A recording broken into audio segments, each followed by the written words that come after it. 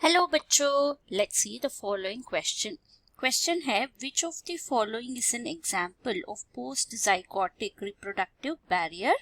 हमारे पास चार ऑप्शंस है। Option A, one Ceanothus shrub lives on acid soil, another on alkaline soil. B, mallard and pintail ducks meet at different times of year. C, two species of leopard frogs have different mating calls. D, hybrid offsprings of two species of Jimson weeds always die before reproducing. So इस question का की concept अगर देखा जाए, ये हमारा post zygotic reproductive barrier के बारे में बात कर रहा है। सो रिप्रोडक्टिव बैरियर क्या होता है? जो प्रिवेंट करता है तो ability to produce a fertile offspring. So barrier जो है वो मीटिंग को स्टॉप करता है। So stops hybrid formation, hybrid species का फॉर्मेशन को स्टॉप करने वाला एक मैकेनिज्म है। सो अगर हम एवोल्यूशन में देखें सो मेनी मेथड्स है जिससे रिप्रोडक्टिव बैरियर बिल्ट अप हो जाता है, रिप्रोडक्टिव आइसोलेशन हो जाता है। पहला जो है वो है टेम्पोरल आइसोलेशन। टेम्पोरल आइसोलेशन में क्या होता है, हमारा स्पीशीज जो होते हैं, सब स्पीशीज एक पॉपुलेशन का, इनका डिफरेंट मीटिंग पीरियड होता है। So species have different mating period. तो अगर एक ऑर्गेनिजम्स का मीटिंग पीरियड समर में है तो दूसरा का विंटर में हो जाएगा। तो इससे क्या होगा, ये दो स्पीशीज जो है वो कभी भी मेट नहीं कर सकते।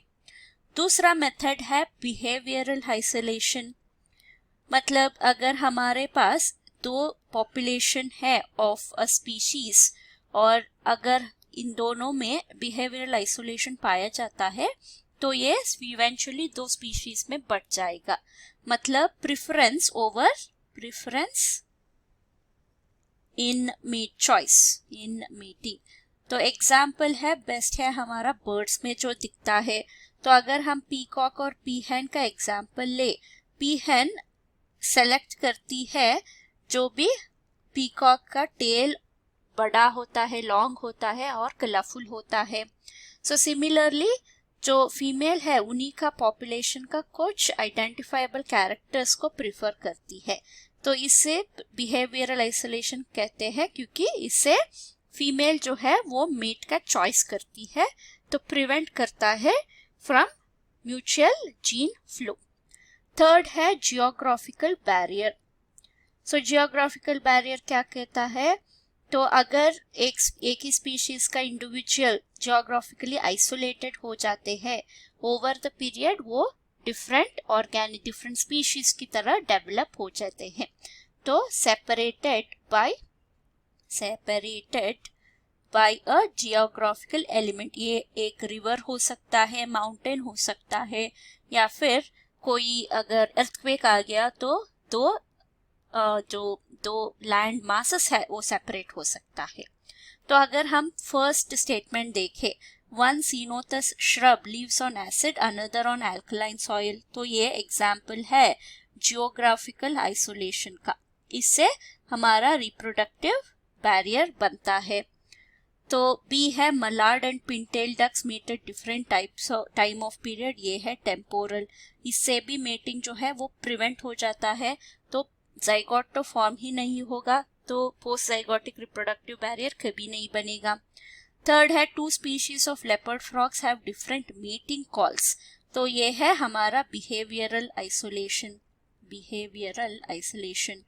सो लास्ट है hybrid offspring of two species of jimson weed always die before reproducing. मतलब हमारा ऑफस्प्रिंग जो है वो प्रोड्यूस हो चुका है, ज़ाइगोट फॉर्म हो चुका है, पर ये वायबल नहीं है या फिर हेल्दी नहीं होता।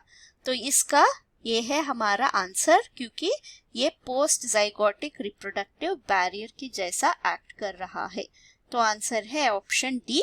Hope you have understood the concept. Thank you and all the best.